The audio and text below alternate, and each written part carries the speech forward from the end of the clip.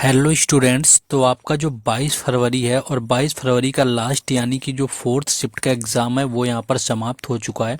तो जो भी क्वेश्चंस आपके आज फोर्थ शिफ्ट में पूछे गए हैं सभी को यहाँ पर डिस्कस करने वाले हैं। बस आपको क्या करना है कि वीडियो को शेयर कर देना है, लाइक कर देना है, साथ ही साथ चैनल को भी सब्सक्राइब करके रख लेना है। पहला क्वेश्चन देखिए आपका यहाँ पर पूछा गया था, गणगौर त्योहार किस राज्य में मनाते हैं। देखिए गणगौर की बात करें तो पहली बात तो राजस्थान इसका राइट आंसर होता है, यानी कि जो गणगौर त्योहार होता है वो राजस्थान में मनाया जाता है। एक धार्मिक त्यौहार है, ये आपका धार्मिक त्यौहार है। और कई बार इसमें ये भी यहाँ पर पूछ लेते हैं कि इसमें जो होती है किसकी पूजा की जाती है। तो गौरी देवी की इसमें पूजा की जाती है, जो कि भगवान शिव की पत्नी है। तो इनकी इसमें पूजा करी जाती है, राजस्थान में मनाया जाता है और एक राजस्थान का धार्मिक त्यौहार है। तो ये यहाँ पर आपको याद रखना है। नेक्स्ट क्वेश्चन पूछा गया कि केंद्र शासित प्रदेश किस अनुच्छेद के अंतर्गत रखे गए हैं, ऐसा कुछ क्वेश्चन आपका पूछा गया है। तो देखिए अगर बात करें तो इसका सबसे पहली बार संविधान में जब इसका अनुच्छेद रखा गया तो वो रखा गया 240। तो ऑप्शन में आपका 240 दिया होगा तो आपका राइट आंसर होगा। उससे पहले क्या था कि भारत जो है एक राज्यों का संघ है, लेकिन राज्य शब्द का अर्थ यहाँ पर केंद्र शासित प्रदेश है आपका। तो ये आपका अनुच्छेद 224 में जो है इसका वर्णन 240 में इसका जो है वर्णन किया गया था। नेक्स्ट क्वेश्चन आगे है। नेक्स्ट आपका क्वेश्चन था कि दांडी मार्च कब शुरू हुआ। देखिए दांडी मार्च की बात करें, दांडी मार्च आपका शुरू हुआ था 1930 में। इसका वर्ष ही यहाँ पर सिर्फ आपसे पूछा गया था कि किस वर्ष इसकी शुरुआत करी गई थी। तो दांडी मार्च जो है 1930 में शुरू हुआ था। 1930 से आपका जो है यहाँ पर राइट आंसर था। अगर इसकी बात करें तो 12 मार्च 1930 से आपका शुरू होता है, यानी कि 12 मार्च से शुरू हुआ था और जाकर के आपका ये कब समाप्त हुआ तो 6 अप्रैल को ये समाप्त हुआ था। तो 12 आपका मार्च से लेकर के 6 अप्रैल तक जो है कुल आपका दांडी मार्च चला हुआ था, जो कि आपसे वर्ष पूछा गया तो 1930 जो है इसका राइट आंसर होगा। देखिए इन सारे क्वेश्चंस का पूरे दिन में जितनी भी शिफ्ट हुई हैं सभी का आपको जो क्वेश्चंस का PDF है वो टेलीग्राम चैनल और व्हाट्सएप ग्रुप दोनों पर मिलेगा, जिनके लिंक जो है आपको डिस्क्रिप्शन में दिए गए, तो वहां से जाकर के जुड़ जाना है।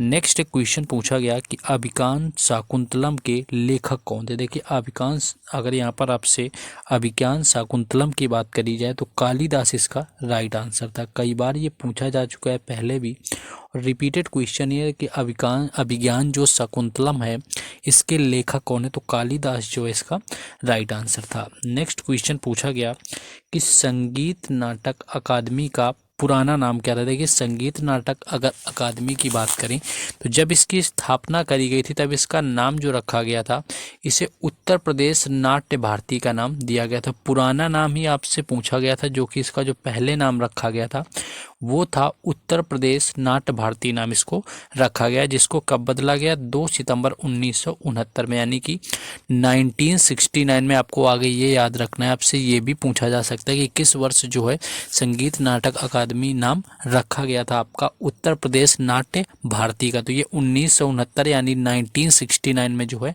इसे उत्तर प्रदेश संगीत नाटक अकादमी इसका नाम रख दिया गया था। पहले इसका नाम जो आपका ओल्ड पूछा था, जो कि उत्तर प्रदेश नाट्य भारती इसका राइट आंसर था। नेक्स्ट क्वेश्चन आपका है कि मनरेगा में कितने दिन का काम होता है। देखिए जो मनरेगा था ये ग्रामीण रोजगार से संबंधित एक सरकार की योजना चलाई गई थी, जिसके बारे में अगर बात करें तो 2005 में ये अधिनियम आता है और 2006 में जो है इसकी शुरुआत करी गई थी। 2005 में आपका अधिनियम आया, 2006 में मनरेगा की शुरुआत करी गई और इसके जो अंतर्गत है वो 100 दिन का काम दिया गया था, यानी कि 100 डेज का काम इसमें रखा गया था। पुराने आपके अगर दिन के अनुसार पूछा था तो आपका 100 दिन बिल्कुल राइट आंसर था। लेकिन अगर आपसे ये पूछा गया कि 2023 और 24 में मनरेगा के 100 दिनों के काम को बढ़ाकर और कितने दिनों का कर दिया गया है, तो वर्तमान में जो इसका टाइम पीरियड है वो 125 दिन का कर दिया गया, यानी कि मनरेगा के जो अंतर्गत है एक साल में 125 दिन का काम दिया जाएगा ग्रामीण क्षेत्र में रोजगार के तहत। नेक्स्ट क्वेश्चन में हम लोग आगे चलेंगे।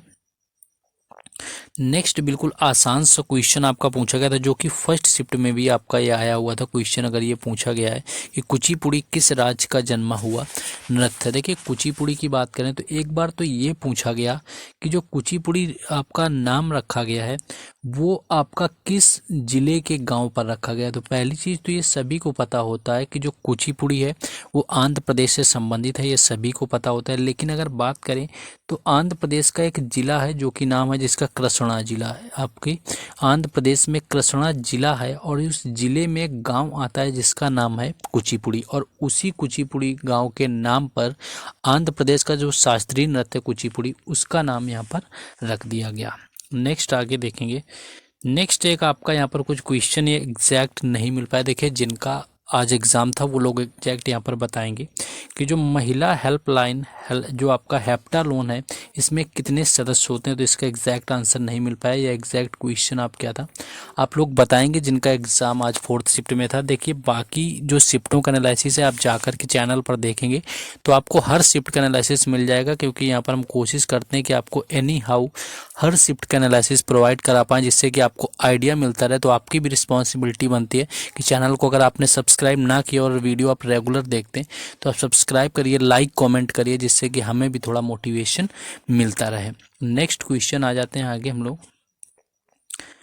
नेक्स्ट आपका क्वेश्चन एक ये पूछा गया था कि H2 किसका प्रतीक है। देखिए H2 की अगर बात करें तो सभी को पता होगा कि H2 जो होता है आपका हाइड्रोजन का प्रतीक होता है, और अगर आपका He दिया होता है तो He जो होता है ये आपका हो जाएगा हीलियम का। He अगर आपका दे दिया तो He हो जाएगा हीलियम का, और आपका बाकी तो सारे याद ही होते हैं। O2 आपका ऑक्सीजन का होता है, N आपका होता है आपका नाइट्रोजन का हो जाता है, सल्फर का आपका S होता है, पोटेशियम का आपका K होता है, फास्फोरस का आपका PH होता है। तो इस तरह से जो है आपको प्रतीक भी देख लेने, अगर नॉर्मल इतना कुछ बड़ा इशू नहीं है, प्रतीक आपको आसानी से याद रह जाते हैं। और हो सकता है कि आपके इस शिफ्ट में पूछा गया है तो आगे आने वाली शिफ्टों में इससे रिलेटेड जरूर क्वेश्चन पूछे जाएँ, जिसमें कि केमिस्ट्री के प्रतीक पूछ लिए जाए। तो ये आपको यहाँ पर बिल्कुल अच्छे से इसको देख लेना है। नेक्स्ट आगे आ जाते हैं। नेक्स्ट एक क्वेश्चन कुछ ऐसा आया हुआ था, एग्जैक्ट क्वेश्चन जो है पूरे ऑप्शन यहाँ पर नहीं मिल पाए कि राज्यपाल के बारे में कौन सा सही कथन है आपका, ये पूछा गया था। आपको शायद ये क्वेश्चन जो है आपको आपके कथन के माध्यम से आया हुआ था क्वेश्चन कि राज्यपाल लाभ के पद पर रहता है, राज्यपाल आवास के लिए शुल्क नहीं देता। तो देखिए ये बात तो बिल्कुल सही, जो एक बार राज्यपाल बन जाता है उसको सरकारी आवास मिलता है और उसका उसे शुल्क नहीं देना होता है। और भी आपके 2 कथन यहाँ पर रखे हुए थे, पूरे कथन तो नहीं मिल पाते हैं क्या पूछा गया था, लेकिन राज्यपाल से संबंधित सारे कथन थे। तो मुझे लगता है कि आप लोग वहाँ पर ऑप्शन एलिमिनेट करके भी करते तो आसानी से इस क्वेश्चन को किया जा सकता था। तो राज्यपाल से जो है कथन से संबंधित यहाँ पर क्वेश्चन आपके पूछे गए थे। और मॉर्निंग शिफ्ट में आपको पता होगा कि एक क्वेश्चन क्या पूछा गया था कि किस आपका कल शायद पूछा गया था कि किस संशोधन के तहत किसी राज्यपाल को अतिरिक्त राज्य का भार आपका दिया जाता है। तो वो आपका 7वां संविधान संशोधन था 1956 का, जिसके तहत आपका ये निर्धारित किया गया कि कोई भी एक व्यक्ति 1 से अधिक राज्यों का जो है राज्यपाल हो सकता है। तो वो 7वें संशोधन में किया गया था 1956 में। तो ये भी क्वेश्चन आपका आज मॉर्निंग में या कल आपका ये पूछा जा चुका है, एग्जैक्ट मैं रिकॉल नहीं कर पा रहा हूँ, बाकी PDF में आप लोग देख लेंगे। नेक्स्ट एक क्वेश्चन देखिए, वाद्य यंत्र से आपका संबंधित क्वेश्चन मोस्टली पूछा जाता है। यहाँ पर आपसे अमजद अली खान नहीं पूछा था। अमजद अली खान अगर आपसे पूछ लिया, मान लिया चलो हमने अमजद अली खान पूछ लिया था, अगर अमजद अली खान आपसे पूछा जाता तो सरोद था। अगर अमजद अली खान पूछा गया, क्योंकि हो सकता है कि बच्चे ने गलत बताया जो भी स्टूडेंट है, तो अमजद अली खान क्या है कि सरोद से संबंधित। और यहाँ पर लेकिन हमें लगता है असद पूछा था, क्योंकि एक जो स्टूडेंट है वो असद बता रहा था। जो असद अली खान है, अगर असद अली खान की बात करें, अगर आपका ये पूछा गया था तो इसका राइट आंसर था रुद्रवीणा। तो जिनका एग्जाम था वो लोग कंफर्म कर लेंगे कि अमजद अली खान था या असद अली खान था। देखिए अमजद अली खान सरोद से संबंधित हैं और असद अली खान जो है वो रुद्रवीणा से संबंधित हैं। तो ये क्वेश्चन जो है यहाँ पर आपको देख लेना है। नेक्स्ट क्वेश्चन है आपका, ये पूछा गया था कि गरीबी हटाओ का नारा किस पंचवर्षीय में दिया गया था। तो 5वीं पंचवर्षीय योजना इसका राइट आंसर था, जब आपके गरीबी हटाओ का नारा दिया गया था। कई बार क्वेश्चन आपका पूछा गया, रिपीटेड क्वेश्चन है। नेक्स्ट ये क्वेश्चन था कि कौन सी पंचवर्षीय योजना थी वो पूरी तरह असफल रही हुई थी। तो पूरी तरह अगर असफल पंचवर्षीय योजना की बात करें कि कौन सी रही हुई थी, तो पूरी तरह रहने वाली थी आपकी चौथी पंचवर्षीय योजना, यानी कि चौथी पंचवर्षीय योजना जो थी पूरी तरह आपकी असफल रही, जिसका कारण था कि आपका 1965 का भारत और चीन का युद्ध हुआ था।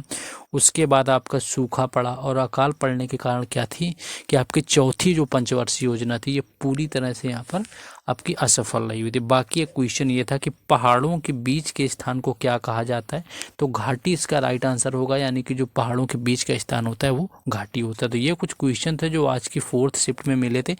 बस आप लोग लाइक शेयर कर दीजिए। बाकी हर शिफ्ट का एनालिसिस जैसा कि आपको मिलता है आगे भी मिलता रहेगा। इनकी क्वेश्चन की PDF आपको टेलीग्राम चैनल और व्हाट्सएप ग्रुप दोनों पर देंगे, जिनके लिंक आपको डिस्क्रिप्शन में दिए जा चुके हैं।